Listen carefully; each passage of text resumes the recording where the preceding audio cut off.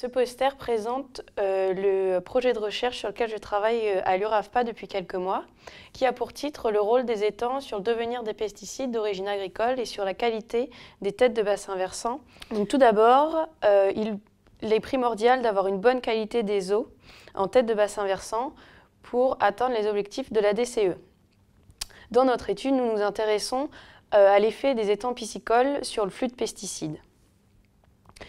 Précédemment, à l'URAFPA, il y a une étude qui a été menée par Juliette Gaillard qui a montré qu'il y avait un abattement des concentrations de pesticides des molécules mères dans le compartiment dissous par ces étangs piscicoles. Maintenant, la question qu'on se pose, c'est de savoir si cet abattement est dû à une rétention, à une dégradation ou à une transformation de ces molécules mères en métabolites. Donc, pour ce faire, ce qui est prévu, c'est de mesurer les flux entrants et sortants des molécules mères et des métabolites. On va s'intéresser aux compartiments dissous, mais aussi particulaires.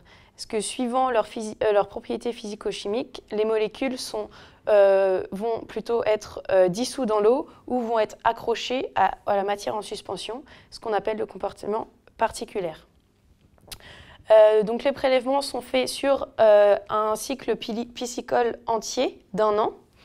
L'asservissement des prélèvements se fera en fonction du débit. En complément de ces flux, il y aura une évaluation de l'accumulation des pesticides dans la chair de poisson et dans le sédiment. Pour les sédiments, il y aura 12 prélèvements au cours du cycle. Et pour les poissons, il y aura des prélèvements au début du cycle et à la fin.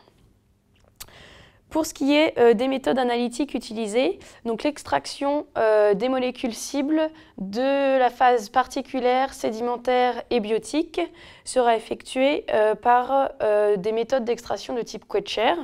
Et ensuite, comme le compartiment dissous, ce sera analysé par la chromatographie liquide en spectrométrie de masse. Donc la liste des molécules cibles contient une vingtaine de molécules mères et une soixantaine de métabolites. Pour conclure, les points forts de ce projet de recherche est un asservissement au débit qui va permettre de connaître les flux réels de pesticides. Et enfin, cette étude permettra d'enrichir la maigre base de données existante sur les métabolites dans les eaux de surface.